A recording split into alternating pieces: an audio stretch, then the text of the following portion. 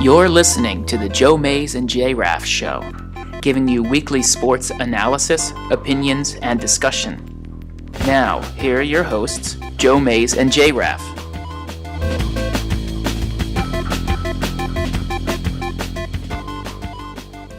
Well, good evening, everyone, and welcome to the 157th episode of the Joe Mays and J-Raff Show.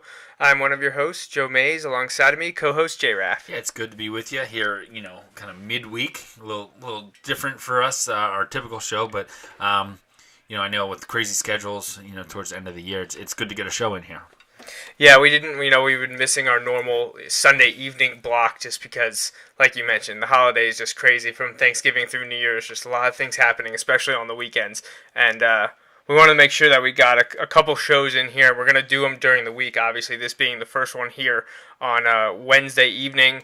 It looks like the next one is going to be on Monday, December 22nd, just a few days before Christmas. And then we'll be off until Sunday, January, I think that's the 4th, will be our next show. And then we'll get back into the normal swing of things in the new year 2015, working towards our 4-year anniversary of the show, and hopefully another good year to come as well.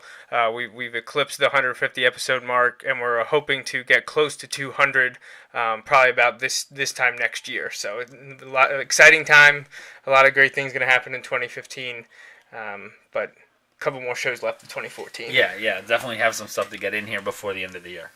All right, this evening we're going to be talking primarily football, just like we always do in the fall and winter time period, and we're going to focus mostly on NFL. We're going to do a quick recap of Week 14 and then preview Week 15, but we have a couple things to touch on outside of the professional football world, and we'll start first with the high school area. The local football program, the Wilson Bulldogs here in West Lawn, Pennsylvania, had their season unfortunately come to an end. However, it was in Week 15. There are only 16 weeks in Pennsylvania high school football, and Week 16 are the state title games. There's 4 of them in Pennsylvania. There's 4 levels done by classifications or enrollment of boys in the high schools around the state or the Commonwealth. And they're broken down into single A, double A, triple A, and quad A.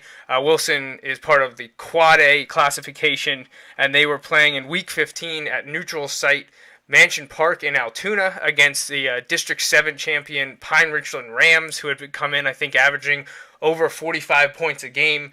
They had the Pennsylvania Gatorade Player of the Year in quarterback Ben DiNucci, who is apparently a real dummy. He's committed to Penn. Yeah.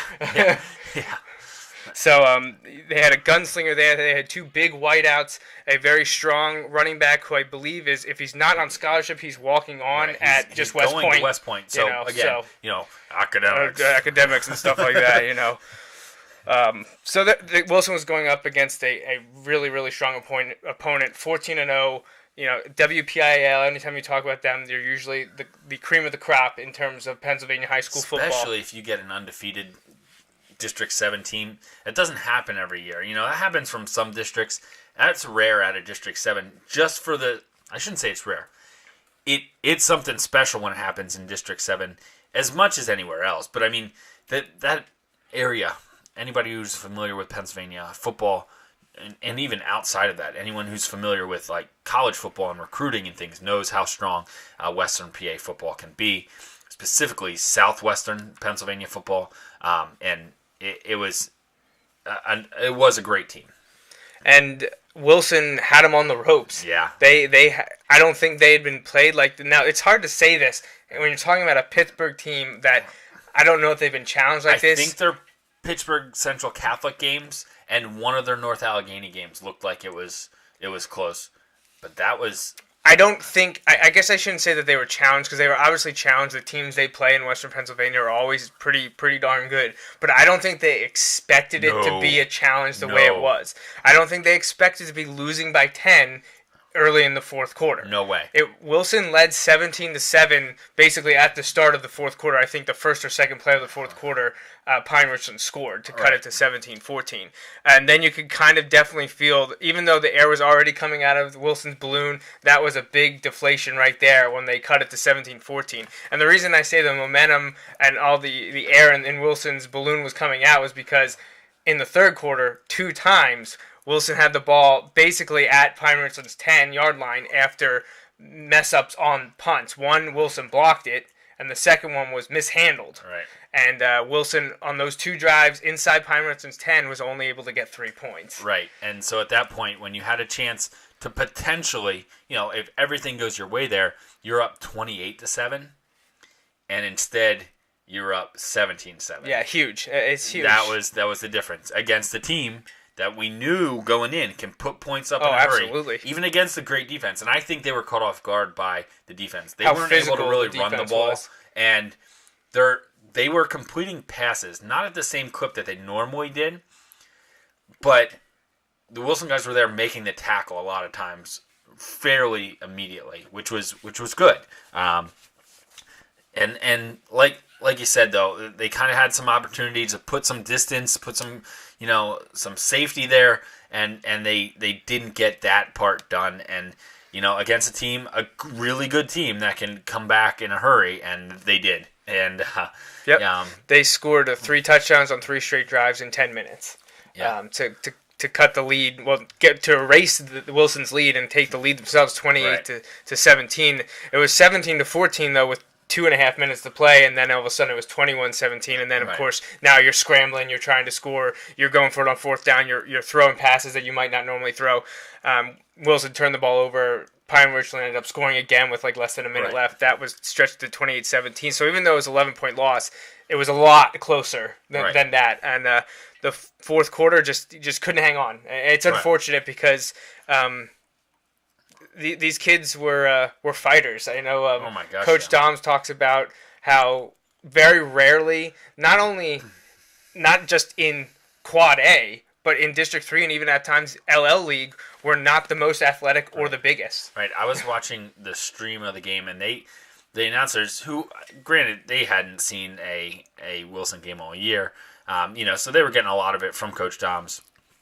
But they're talking, they're feeding those lines kind of all the time about how, our right tackle is listed at 190 or 195, and Dom says that's probably an exaggeration. Probably stuff like that. And these guys were they were doing it in a complimentary way, just like, we talked about how in the Pittsburgh paper, I had called Wilson an upstart.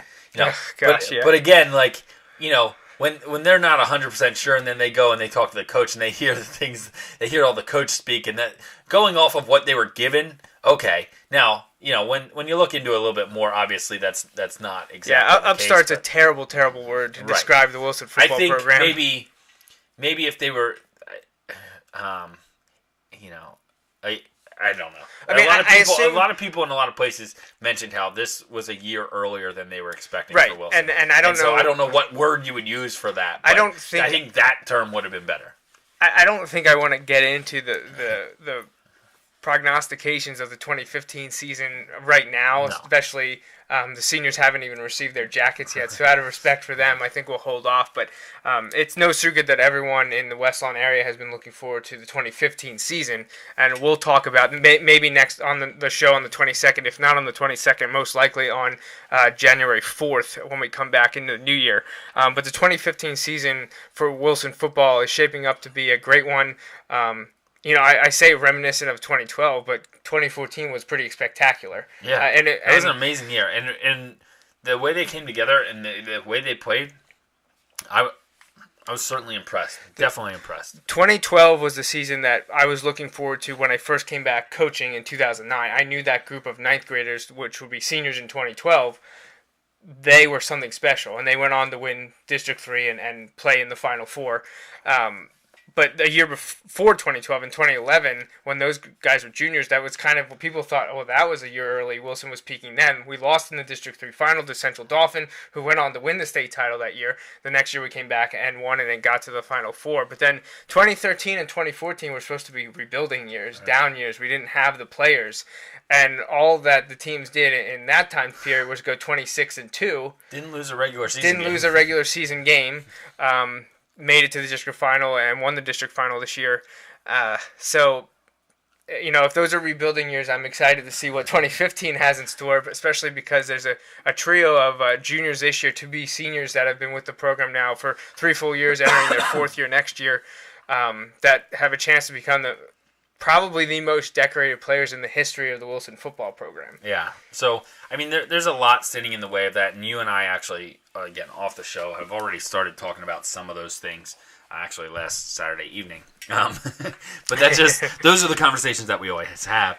But anyway, we'll get into that at a later time. But again, to wrap up, it was a great year. You know, you hated to see it end that way. Unfortunately, the way it's set up, you know, like for successful teams, there's only 4 teams in the state that are going to end on a win. For those, you know, one in each teams. classification. Now, if you're winning your last game and it's not a state title, that's a disappointing year. You Right. know, for ours, for like the standards that are Definitely. in the area. So, you know, while it's tough to end on a loss, you know, they have nothing to hang their heads about. They Oh my played gosh, really no, well. not They at all. played so much better than a lot of people ever really gave them a chance to do. Won the district title convincingly, and again, great year. Last year's team, Great careers for a lot of those guys too. 39-3 was it? Is that what I sent out? Is that Yeah. what I tabulated? 39-3 in 3 years. I think most of the players, if not all of them, this year were 3-year players. There were no freshman players in that group, but you know, 39-3 is incredible. But I looked to last 2013. That they did what they did. Okay, it was a little surprising, but you had a returning quarterback. You know, you had some pieces back. It wasn't a lot, but when you have a returning quarterback, there's kind of some. It's a lot easier. This year, you didn't have a returning quarterback. You had, I think, a grand total of 3 or 4 returning starters at all, and they were all on defense. Mm-hmm. Now, obviously, Dancer got time on offense, but when you're looking at it across the board, you essentially replaced the entire offense and almost the entire defense. For them to go this far was, I think, a lot more surprising this year than last year. I agree. For them to go, 12-1 and be a field goal shy of making district title last year to this year, just needing to hold on for another 12 minutes to go to a state title, the first, which would have been the first in 25 years. 25 years ago yesterday is Wilson's. Is there an extra game now? Yeah, it's 16 now. So they could have been the first team to first win 15 win, games. yeah. If they would have won on Saturday against Pine Richland, this would have been the first Wilson team to ever win 15 games, because up until, I think, like mid-2000s, whenever they switched from 4 games to 8 games to 16 games in the District 3 playoffs, I think the state playoffs expanded, and a season could now be 16 games. But yeah, no Wilson teams ever won 15. 25 years ago, yesterday, was the 25th anniversary of Wilson's only state title game appearance. They played District 7's Upper St. Clair, who had been running roughshod through the WPIAL, and they did so against Wilson to start out, but Wilson, like they do, played good defense, fought back, and just couldn't pull it out. Wilson fell 12-7 on December 9th, 1989, and some guy by the name of Kerry Collins was their quarterback, so no big deal or anything fairly there. successful, I think. But yeah, that was Wilson's only appearance. Actually, in 1990, the next year, they made it back to the Final Four. Right. I believe they lost to Ridley that year, I think. Because they beat Coatesville to play Upper St. Clair in 89, and then I think they lost to Ridley in 1990. And now had Final Four appearances in 08, losing to Bethel Park in 3 overtimes, 2012, losing to eventual state champ North Allegheny, and now this year, losing to Pine Richland. Who if I had to guess, I would say they're not going to beat St. Joe's Prep, because they are just a powerhouse. Even though they've lost 3 games this year, they've been to those incredible teams from around the country, not this area, around the country. And they have, like, I've heard somewhere from 7 to 9 D1 recruits. Right. So good luck with that. Because would I love to see Wilson play them? Yes. But do I think that anyone was going to stop St. Joe's in the state this year? Probably not. No, I mean, no one's really come close yet. They won last year, by the way. Right, yeah. No one's really come close yet, so we'll have to wait and see how that plays out. But great season, and incredible. Keep it moving forward. Only a little bit of time off to get started going again. Hats off to the 2014 seniors. I know a lot of them I've known for a long time. They were my first class as 8th graders at Wilson West, so I've an attachment to some of those guys, and I'm really, really excited and happy for them, the way things played out, and great careers, and what a great season this year. So congrats once again to the Wilson football players and coaches on another phenomenal season.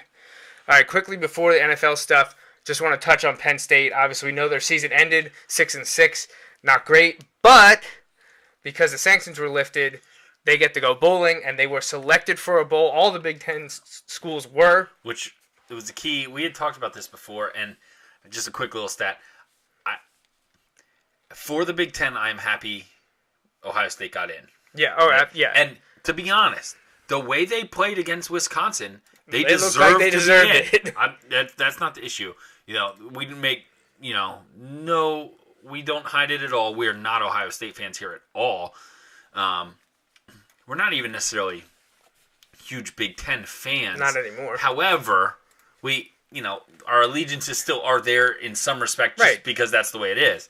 However, that being said, I had said to you, I don't know if I said it on the air, Ohio State getting left out and bumping all the Big Ten teams down. I know it wasn't good for Penn State in terms of making a bowl, but in terms of bowl matchups, I think would have been better for the Big Ten. They're probably right. The Big Ten is an underdog in every one of their bowl single games. Game. Penn State is given 3.5 last I saw versus Boston College, who they'll be playing in New York. Right. I think our defense will be fine. I don't know if our offense will score. Yeah, right, exactly. So the Pinstripe Bowl, fifth year of it, going to be great. And I think that's perfect setup for Penn State. In Absolutely. New York City, it's fantastic. We heard leading up to it that their matchup could be anyone from Notre Dame to Pitt. It ended up being Boston College. There's ties there. Penn State's played Boston College a number of times. They haven't beaten them in a long time, though. And I like that matchup better. You know why? Because if it doesn't go well for Penn State, it won't really matter. You know how many Boston College fans I know? None. Right. And I don't think did Pitt make a bowl? I don't know. They probably shouldn't have. I'm not sure they got a bowl invite. I am not sure on that. They that. lost to Akron. Right. Yeah. It would have been fun to beat them, but if we lost to them, that would have been unbearable. Exactly. That's why it's okay. Same thing with Notre Dame. It would have been fun to beat them. Pitt's already back on the schedule, not this coming year, but I believe after that. 2016. So that's good. We'll get everything in order, and then we'll be fine. Then I want to play them. Yep. Play them right now. It's in Pittsburgh the first year. 2017 is when it's in Beaver Stadium. A road trip. So, by the way, I'd like those tickets. Just 3 years in advance, if I could just say.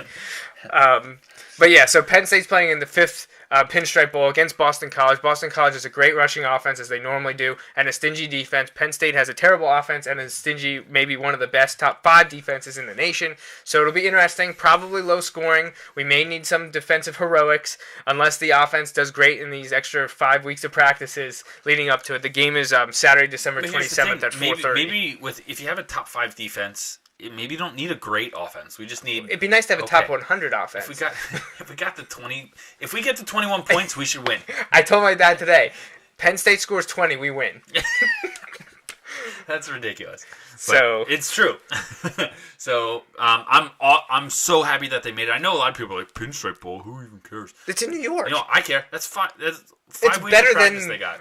Motor City Bowl or something in Detroit. Did you see Central Michigan? Yeah, what they did? The Bahamas great. Bowl. Now, that would have been so mean if they had to go to Detroit instead. Yeah. But they are narrowing it down. The players are watching. And when it got to the 2, they were pretty sure. Yeah, because, I don't Why would you do that to your own kids? Like, if it was ESPN or somebody, doing that to them, that would be funny. But, their own school shouldn't do that. I don't want to pile on Detroit because it's just like I'm singling out a city just to, pile on and make fun of. But, if it's down to Detroit or the Bahamas, who's going to pick Detroit? All right. But I'll be honest. I kind of thought at one point when I thought Penn State might get to 7 or 8 wins if they ended up in Detroit, I was like, well, this is the day after Christmas. So I took the red eye from Christmas. No, I'm not saying that if Penn State wasn't in, that I wouldn't consider going. That is not what I'm saying. I'm just saying if there are 2 options and you're like, where would you rather go? Who's picking Detroit in December?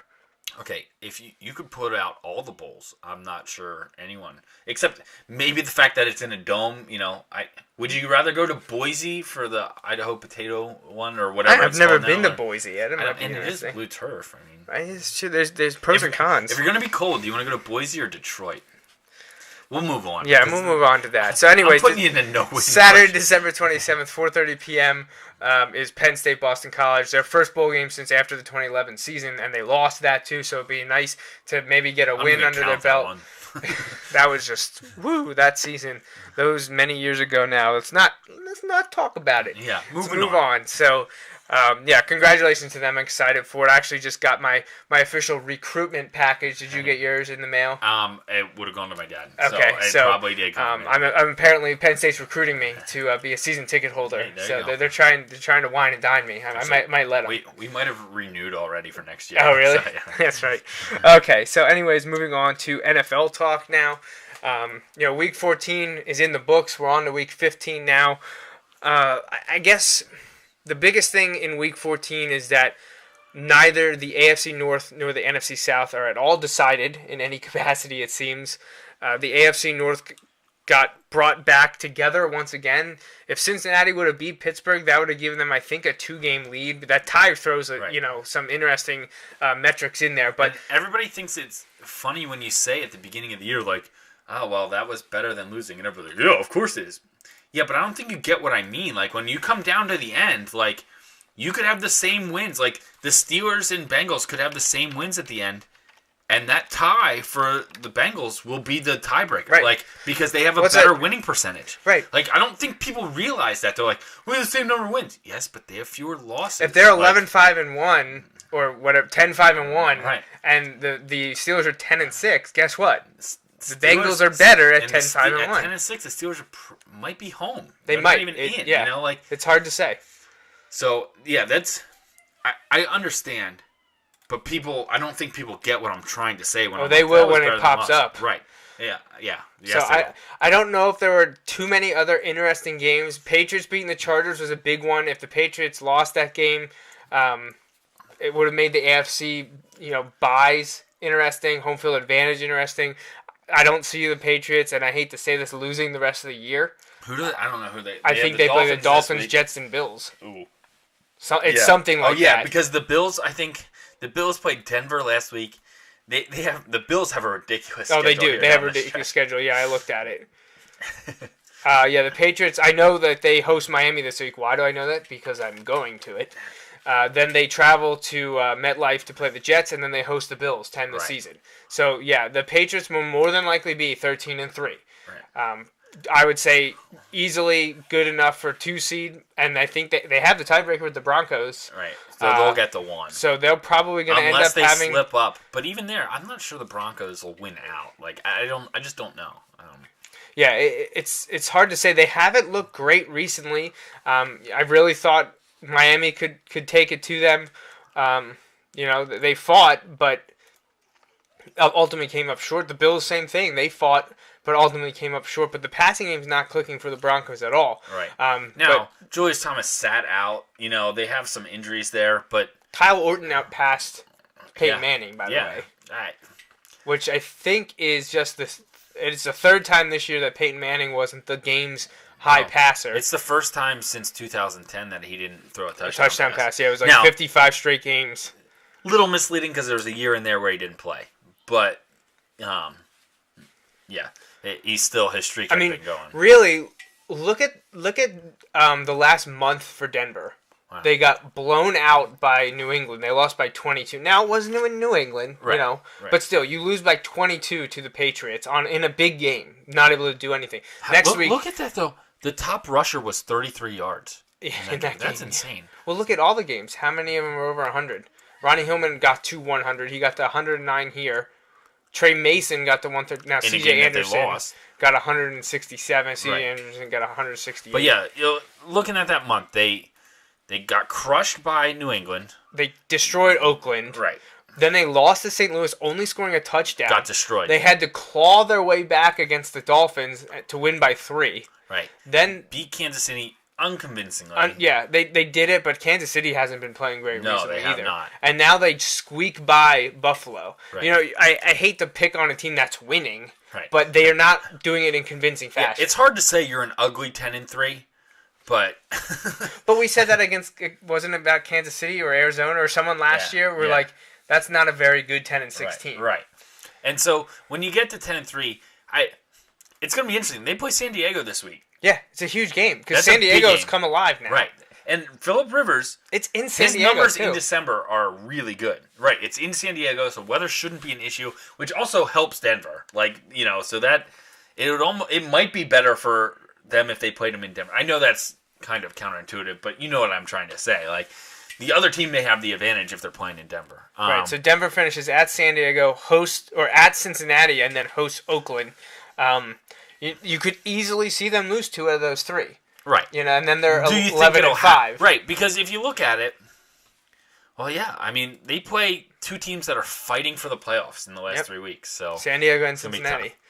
On the other hand, they just keep finding ways to win, which you got to give them credit for that. Yeah. Not too much to say about Falcons-Packers. Interesting to see 49ers lose again. Yeah. There's a lot of upheaval there. Raiders, and it's that is a getting huge rivalry that did not come out rosy for the 49ers, that's for sure. There are questions about Harbaugh and Kaepernick. I'm happy for Sperano that the Raiders are playing so hard. Eagles lost to the Seahawks. I don't know if you were going to that one next. Yeah, that's what's next. Yep. But Eagles lost to the Seahawks. A couple things. I know some Eagles fans. I get to talk to a lot because I teach some, and I get to teach a lot of non-Eagles fans as well. I wouldn't say I'm surprised. I'm not really at the Eagles fans who are like, it doesn't even matter if they win the East now because they haven't beat any of the good teams. So even if they make the playoffs, they're not. Still want that home game. And listen, I understand that. Is this Eagles team a Super Bowl team? At what point this year did you really think they were a Super Bowl team? You know what I mean? Are you asking me, or it's kind of rhetorical? But I am. I'm asking you. Yeah, because okay. I'm pretty sure I know where you're at. At what point at this year did you think the Eagles are a Super Bowl team? Never. Right. I don't think there was a time because... was there a time where I thought, maybe things will fall into place in the NFC where they could be the last team standing?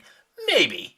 But I wasn't... There was no point in this season where I was like, Eagles are runaway the best team in the NFC. No. And that's okay because you've got to realize they're still putting the pieces in place. I think when I look at the things from last year, and this is kind of tough to do, one of the areas where they've regressed is offensive line. However, they had a lot of injuries. And they're getting things going. And right now, when the right guard Gardner, when he plays well, the team is doing well. When the offensive line is getting exposed, a lot of it's on that right side, inside on that right side, which is a problem. But he's the non-starter there, and you're missing Harrimans, I believe. So he's a quality guy. That's something you need to shore up. The other thing is the secondary, mediocre at best. But the key is, and it sounds so cliche to anyone who watches the games, but it's absolutely true. Look at this week or the Packers week when they couldn't get pressure, and when they did get pressure, the quarterback is mobile enough to get away. When that's the case, the secondary gets exposed. When that's not the case, Thanksgiving, when they were putting Tony Romo on the ground over and over again or pressuring him over and over again, the secondary looks great.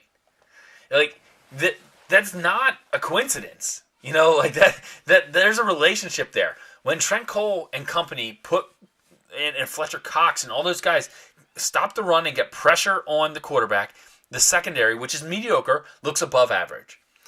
When they fail to get pressure or fail to contain the quarterback, more like against Seattle, it wasn't that they weren't getting pressure, they just weren't containing. They'd get pressure on Russell Wilson, he'd run 10 yards back and then out and around and then be open to run or pass. They couldn't get it going. And then they just failed to get momentum going. When the Eagles, when the Seahawks punter blocked or dropped the punt and they only got a field goal out of it, it was a flashback to the game from Saturday. Right, yeah, that's what I was thinking There went momentum. Yeah. Now, I'm still... This is why I'm still hopeful. Eagles can lose this week to Dallas. I don't want it to happen. If they win this week, they'll be one game up in the standings, but they have the tiebreaker. So they'd essentially be 2 games up with 2 games left. Essentially. Right. And you're playing two awful teams. If they lose, and they're a full game behind Dallas in week 16 plays Indianapolis. Right. So if they were to tie, and the Eagles were to win their last 2 against Washington and the Giants, which is a big if, because if they lose 2 in a row, they could easily lose one of those 2. I'm not counting them out. But I'm just kind of looking ahead. And so if the Eagles finish, what would that put them, 11-6? No, 11-5. Yeah, sorry. 11-6. If they lose to Dallas but beat Washington and the Giants. So they'd be 11-5. If Dallas ends up 11-5, the Eagles' only division loss would be that 1 game to Dallas. And Dallas lost that 1 game to Washington and Colt McCoy. Stupid. That could be huge. That's why I'm not panicking yet. Obviously there's a sense of urgency. And if they win this week, that's huge. I know I've gone into next week here with the Eagles, but that's a huge game. It's the Sunday night game. It'd be a great atmosphere. But it's going to be interesting to see the adjustments because they played just 2 weeks ago. 2 weeks ago tomorrow they played. So it'd be interesting to see how that goes. you hate to lose, but losing that game to Seattle really intensifies the meaning of this game, for the Eagles and what's at stake. So and sometimes I'm not making the argument that it's good to lose, that there's people all over the place on that. Obviously you want to win. But you're foolish to argue that sometimes there isn't refocusing after a loss. And after a loss where you lost to a good team. It wasn't like a bad team where we played bad and we still should have won. No, they played the Seahawks, who are playing pretty darn good right now.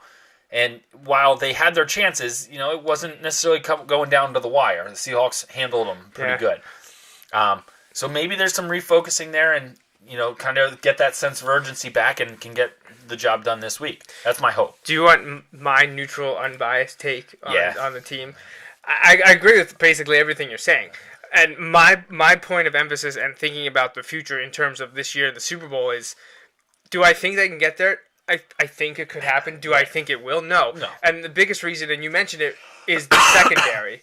I think the Eagles are weak at nose tackle. I don't think, right now his name is slipping my mind, the guy from LSU. What's his name? He's a bit undersized for the position. I just cannot think off the top of my head what his name is. Benny Logan. Benny Logan. Not an ideal situation. He actually played really well as a rookie, but I think he's been mediocre here at best now recently. I don't think losing D'Amico Ryans was a huge blow because I don't think he was playing as well. But obviously he's the leader of the defense, so that hurts because even if his physical gifts on the field have declined, he still was the leader, and you hate to lose that guy. It's a lot of emotional thing that's hard to replace. They need someone next to Michael Kendricks, and obviously the Matthews brother and the guys they rotate in there just haven't been able to get it done. I know they had a great month, and I think even Connor Barwin was named NFC Defensive Player of the Month. I actually had gotten an argument through Draft Tech about Connor Barwin because I had the Eagles taking an outside linebacker in the draft, and people were like freaked out because they took Marcus Smith this year, and they talk about Trent Cole and Connor Barwin. I'm like, Connor Barwin is the most overrated player this season because of his sack numbers. Because it's the only thing that people look, and then ESPN spouts out or NFL Network, look at all these sacks he gets. That's great. That's one part of the game. And if you can't stop the run and you can't participate in the passing game and coverage, you are a one-trick pony. But the problem is he plays every down. He's not a situational pass rusher. And an outside linebacker is one of those positions. It's kind of coming along like almost like running back in the instance of, we've seen it with a number of guys, Eagles and non-Eagles, where great, boom, fall off a cliff in terms of and the production. Steelers were great at figuring out when that was going to happen. Like, they moved on from them. And, I hate ripping on Connor Barwin because I'm not doing it because I think he's a terrible player. I was in love with him coming out of college. I think he went to Cincinnati, and he came out in, like, the 2010 drafts, right around there. I wanted him for the Dolphins, who were running a 3-4 then, because I thought he would be a great rotational guy, situational guy, and maybe could develop into something.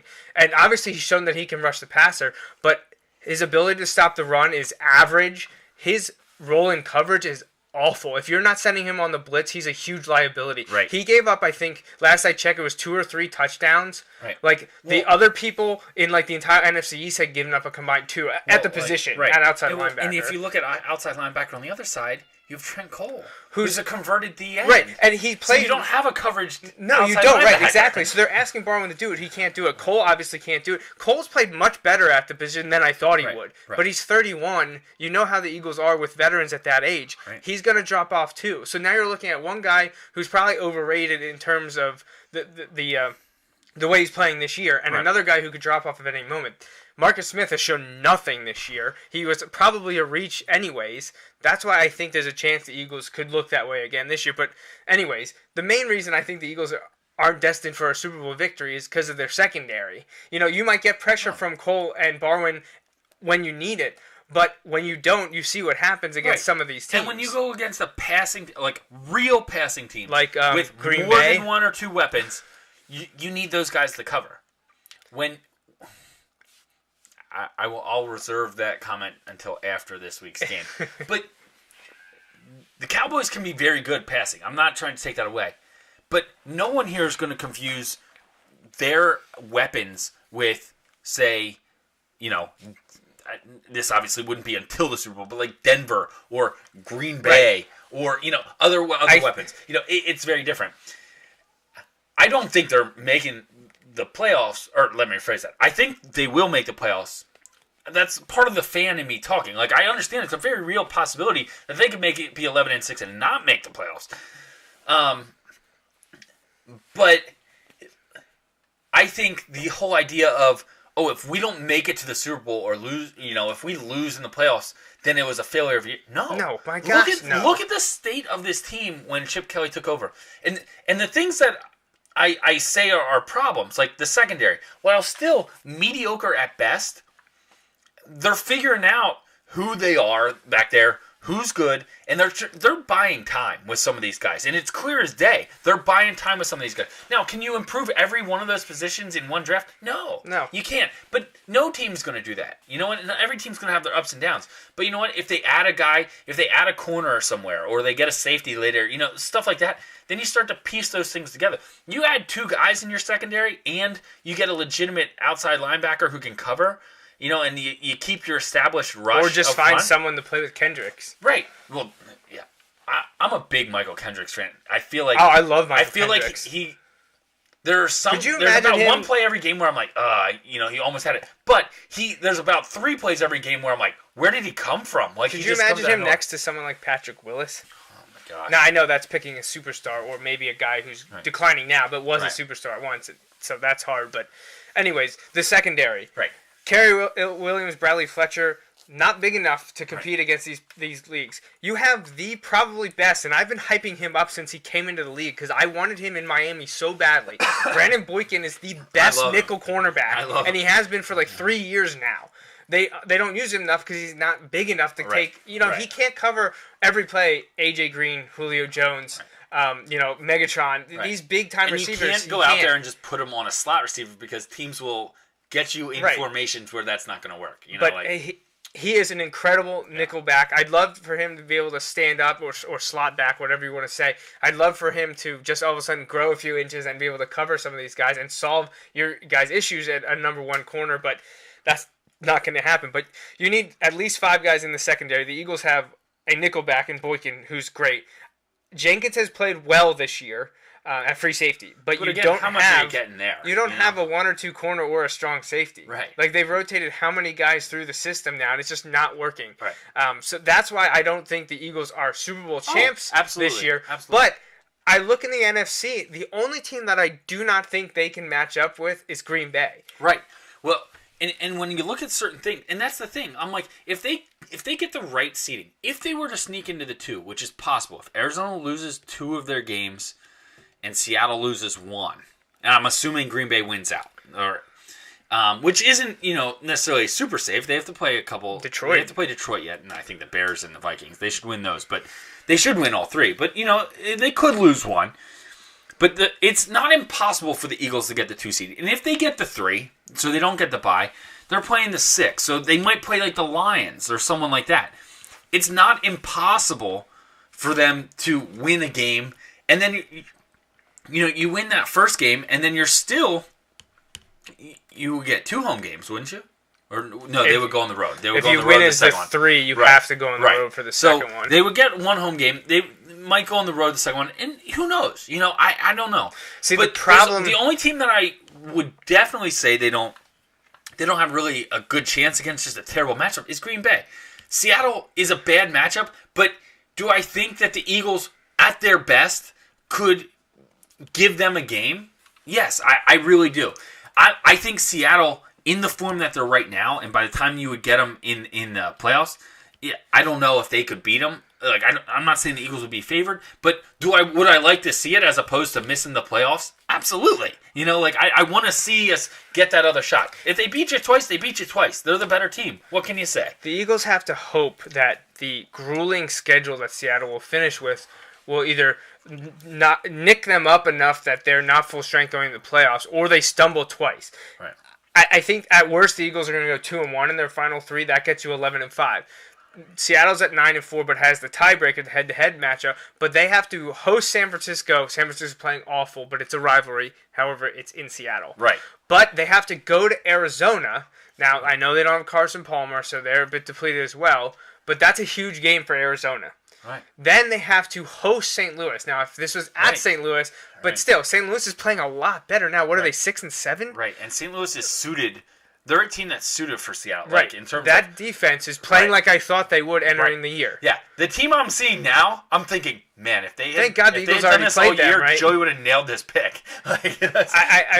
So Seattle has a difficult schedule. It's much, I think, that none of those teams are.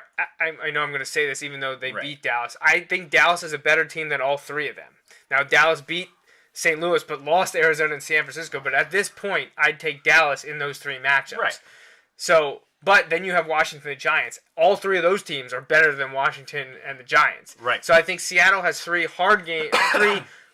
above average games, whereas the Eagles have a tough game and then 3 easy games. Right. So you could see Seattle, could it happen 10-6, and then the Eagles bump up to the 2 seed? That's ideal, because if I'm an Eagles fan, I don't want to go to Green Bay or Seattle. And if you're the 3 seed, you're going to one of those spots. Right. Because I think Green Bay is going to be the one. I think the Green Bay is going to be 12-4. And I think the Green Bay is going to be one. If that gauntlet of the NFC West could beat each other up and the Eagles somehow sneak, they would have to go 3-0. But if they somehow sneak into that 2nd seed, that's huge. Oh, it's absolutely huge. First, you get a bye. Again, I know people will take this as I'm making an excuse. I'm not. The Eagles got outplayed on Sunday. Like I'm comfortable admitting that. That crew of referees, just the style of call, I have no problem. You know, the Eagles got outplayed. When that crew officiates Eagles games, the Eagles are 1-5. For a team that traditionally has been, I don't know. I don't know exactly who it was. But, like, that's just an interesting thing to me. Because that would be against, you know, except for, you know, a couple years ago, the Eagles haven't had a ton of losses. You know what I mean? In a single season. To be 1-5 with one group, that's just interesting to me. That was not the reason. I don't want to. It's an interesting correlation. I'd love to look into that. In terms of looking at a flow of a game, you know, the Eagles couldn't get into a flow of a game. Yeah, and that was the problem. And a lot of that was self-inflicted. Nothing to do with the officials. Right. They couldn't establish anything. You know, at one point the announcer was like, the Eagles defense is doing their job. No, they're not. They were giving up 20-yard plays left and right, and they couldn't get off the field on 3rd down, 3rd and long, 3rd and 15, 3rd and 13, 3rd and 15 again. Yeah. The defense isn't doing their job. Not going to win those games. So anyway, this week's game is huge. Yeah. And go Eagles. 3 games from Week 14 before we quickly run down Week 15. Miami blew their chance in the AFC. They were up 10-0 on the Ravens. This was a huge game. The winner moves to 8-5 and kind of controls their wild card destiny. And there was still an outside chance if Miami won that they could win the AFC East, beat the Ravens. Then you have to beat New England this weekend. Well, they lost to the Ravens. They're now 7-6, and they need massive, massive help to even make the playoffs now. They're obviously going to be huge underdogs against the Patriots in New England this Saturday or this Sunday that I'll be at. And then the last 2 weeks, they have winnable games against against the Vikings and the Jets. You know, 2 games you had to win. I said you have to beat either the Ravens or the Patriots, and then those last 2. Well, they lost to the Ravens, so now they have to beat New England. I don't think it's going to happen. In the NFC South, you had Carolina go to New Orleans and obliterate them. 41-10. Panthers moved to 4-8-1. There's that tie again, but there's still a full win behind the Saints, who dropped to 5-8. Suddenly, New Orleans can't win at home. Right, yeah. What's that about? Right, which is crazy because they may host a playoff game. Yeah. But bad news for the Panthers. Yeah. Cam Newton was in an accident not caused by him. He apparently did nothing wrong. It just happens. Apparently, also, they said his seatbelt probably saved his life. He broke things in his back, but not his spine or right. It wasn't like it's the same injury Tony Romo had. Okay, caused by a different thing, obviously, but the same injury. But he's out this week. Vertebrae. He's ruled out this week, but they are confident in Derek Anderson. Anything can happen in the NFC South. The last one in the AFC North, I mentioned it to start the show. Bengals blew a chance of kind of sealing the AFC North. But they have a brutal schedule the rest of the way. We know in 2 weeks they play Denver, and they have to finish with Steelers in Pittsburgh. Perfect example right now. Bengals are 8-4-1. Steelers are 8-5. Bengals are in the lead. Right. That's what I said. I tried to explain this to my in-laws this past weekend. I said the Bengals are still number 1 because they're 8-4-1. You're 8-5. The Ravens are 8-5. The Browns are 7-6. No one's out of it yet, but because of that tie, the Bengals are above both the Steelers and the Ravens. For the Steelers to have lost on be left out of the playoffs on a heartbreaking way last year. Oh yeah, it could happen again in a very different way, but it could happen again. But the Steelers control it because they play Cincinnati the last week of the season. In Pittsburgh. This is a huge week for the Steelers. They go to Atlanta. See, that's the problem with this team. The NFC South has killed them. Yeah, they lost to Tampa Bay and New Orleans. Both. I mean, now, you say entering the year, Pittsburgh loses to New Orleans. Okay. After this team now, how do they lose to New Orleans? In Pittsburgh. So, the good thing for Pittsburgh, you got 2 home games to end the year. The bad thing is you go to Atlanta, who's historically better at home in their dome. And can put up points by the pass. Which you have terrible corners, by the way. Ike Taylor being out was the best thing that happened to the Steelers. In the second half. He is terrible. They then have to host Kansas City, fighting for their playoff lives, and then a rivalry game against Cincinnati. Possibly the winner takes the division, and maybe the only playoff spot, depending on how things shakes out. So, interesting end of the season in the AFC North. I mentioned the Cincinnati schedule. It is brutal. After losing to Pittsburgh at home, they now have to travel to Cleveland. Interstate, interdivision rivalry. Johnny Manziel getting his first start. So they then have to be a little hyped up. Host the Broncos before traveling to Pittsburgh. So Cincinnati, if Cincinnati gets to 10 wins, they absolutely deserve to be in the playoffs. Finishing like that, 10-5-1 they would be then. Okay, so quickly. Just preview Week 15. We talked about it a little bit already. Justin mentioned the huge game in the NFC East between the Cowboys and the Eagles. That'll be the Sunday night game, as it should be. I was hoping that Miami would win enough that entering the year, that because we thought Dallas would be awful. I really thought they were going to win like 3 or 4 games this year. That Miami would win enough and that maybe this game would be bumped to Sunday night status. But alas, the Dolphins didn't hold up their end of the bargain, and Dallas has been much better than anyone thought. And both of them sitting in control of their destinies in the NFC East now. That's a huge game. It deserves to be Sunday night. So that's a huge game. Let's see what else. 49ers Seahawks. Lost some of its luster with the 49ers losing last week, but that's a big beat-em-up match. Talk about losing some of your luster. The Monday night game. Saints at Bears. 2-5-8 teams. 2-5-8 teams. On the other hand, a good one. 5-8 in playoff contention, Saints. Seriously. We mentioned also Broncos travel to the Chargers. That's a huge game for the Chargers. If they can win that, they're only 1 game behind Denver with 2 weeks to go. Yeah. Pushing them for the AFC West crown. So big one there. Awful game, Jets-Titans, 2-11, awesome. Buccaneers-Panthers. The winner really loses there because you're going to have the higher. You'd have the higher draft.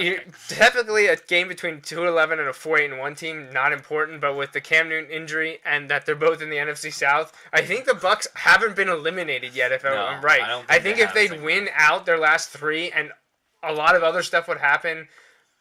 I don't know if it can happen anymore now that I think about it because the Saints and Falcons have to play. They have to play, so one of them will go to 6 wins. So maybe the Bucs have been eliminated then. Right, I don't know. Packers the Bills. The fact that we have to discuss it. Yeah, really. At 2-11. Packers Bills is huge only because it's in Buffalo. I'm interested to see how Green Bay responds in the cold there, not at Lambeau. Let's go Buffalo. Sometimes the Packers play to their opponent's level, and while Buffalo's not awful and they're decent at home.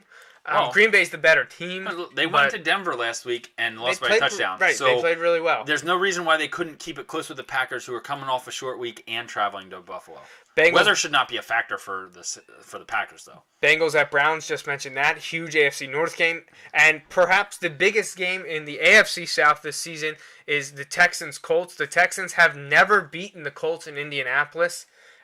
If they want any chance at making the playoffs, which they have to do probably by winning the division, they have to win this game. And I heard Bill O'Brien talking about that after Houston's win last week. How the Colts won last week, I still am trying to figure out. I have no idea. Andrew Luck magic. The Browns were the Browns. That's pretty much. Do you know, I heard a stat today.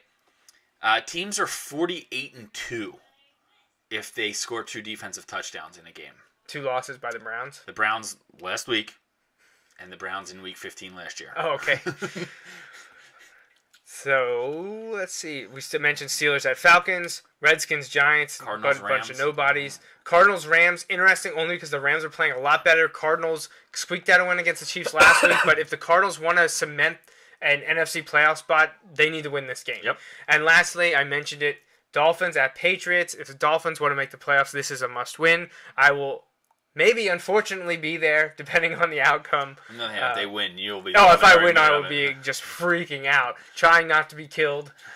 Luckily, I'm going with family, so I think I'll be okay as long as I'm not obnoxious about it. But Wendy and I'm not an obnoxious person, so yeah. So 7-6 Dolphins at 10-3 Patriots. Sunday at 1. I'll make sure to have some pictures to share with you on the 22nd.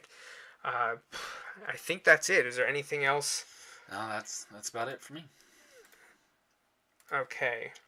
Let's see. Are there any shout-outs or anything we got to do here? What's today's date? December 10th.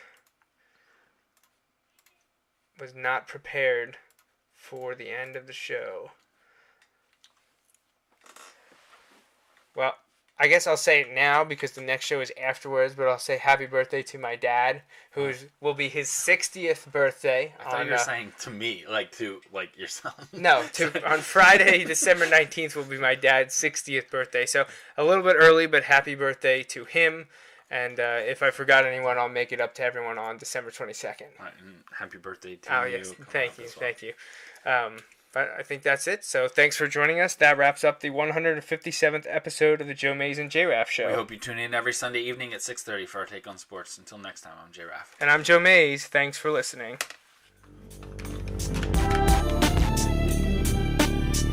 Thanks for listening to the Joe Mays and J-Raff Show.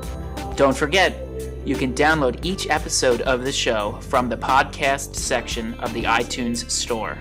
We'll see you next time, and thanks again for listening.